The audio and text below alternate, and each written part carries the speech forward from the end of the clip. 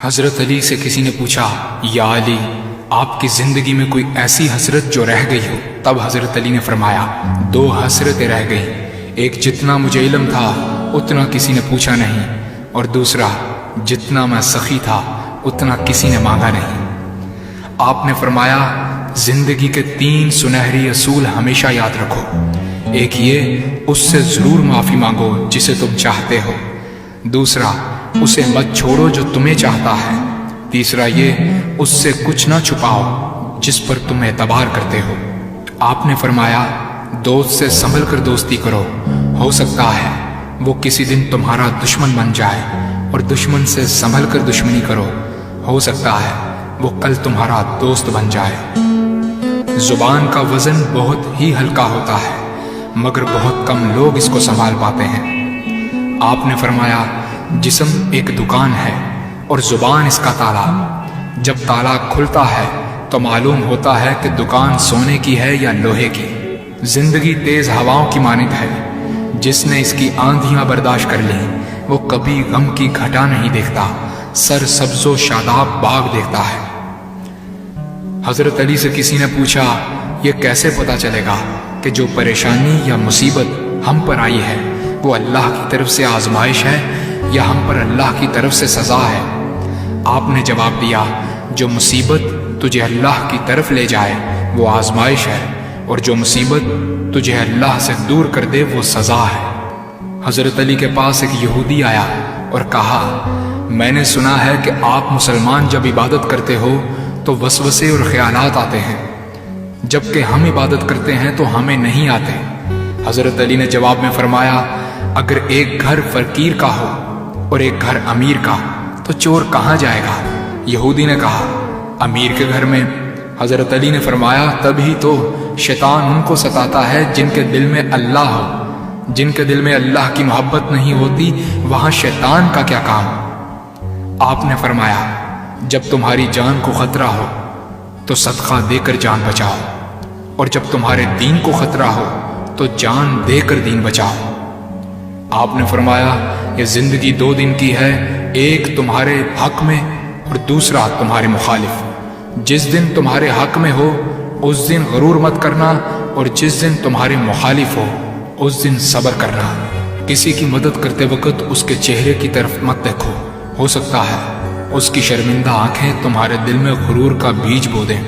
3 چیزیں ایمان کو تباہ کر دیتی ہیں، امیروں کی محفل، عورتوں کی صحبت اور جاہلوں سے بحث۔ حضرت علی نے فرمایا، جانور میں خواہش اور فرشتے میں عقل ہوتی ہے، مگر انسان میں اللہ پاک نے دونوں رکھی ہیں۔ اگر وہ عقل دبا لے تو جانور، اگر خواہش کو دبا لے تو فرشتے کی مانند ہو جاتا ہے۔ آپ نے فرمایا، اپنے جسم کو ضرورت سے زیادہ مت سنوارو، اسے تو مٹی میں مل جانا ہے۔ سنوارنا ہے تو اپنی روح کو سنوارو، کیونکہ اسے رب کے پاس لوٹ کر جانا ہے۔ مومن کی مثال ترازو کے پلڑے جیسی ہے، جس قدر اس کے ایمان میں اضافہ ہوتا ہے اتنی ہی اس کی آزمائش بڑھتی ہے۔ آپ نے فرمایا، اچھے لوگوں کی ایک خوبی یہ بھی ہوتی ہے کہ انہیں یاد رکھنا نہیں پڑتا، وہ یاد ہی رہتے ہیں۔ آپ نے فرمایا، رزق کے پیچھے اپنا ایمان خراب مت کرو، کیونکہ رزق انسان کو ایسے تلاش کرتا ہے جیسے مرنے والے کو موت۔ حضرت علی نے فرمایا، رشتے خون کے نہیں احساس کے ہوتے ہیں، اگر احساس ہو تو اجنبی بھی اپنے ہو جاتے ہیں، اگر احساس نہ ہو تو اپنے بھی اجنبی ہو جاتے ہیں۔ ایک مرتبہ قصاب آواز لگا رہا تھا، تازہ گوشت ہے لے لو۔ وہاں سے حضرت علی کا گزر ہوا، قصاب نے آپ سے کہا، تازہ گوشت ہے لے جائیں۔ حضرت علی نے فرمایا، آج میری جیب اجازت نہیں دیتی۔ قصاب بولا، میں آپ سے ادھار کر سکتا ہوں۔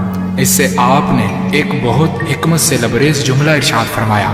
آپ نے فرمایا، یہ ادھار میں اپنے پیٹ سے کیوں نہ کر لوں، جس کو میں جنت میں اس سے بہتر غذا کھلا سکتا ہوں۔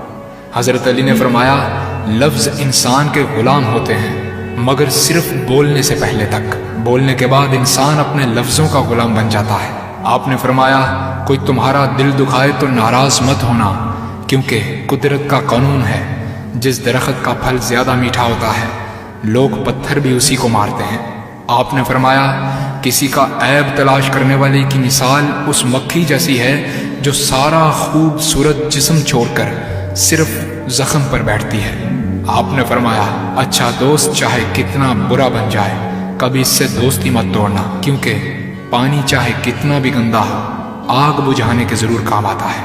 آپ نے فرمایا زندگی کے ہر موڑ پر صلح کرنا سیکھو، کیونکہ جھکتا وہی ہے جس میں جان ہوتی ہے، اکڑنا تو مردے کی پہچان ہوتی ہے۔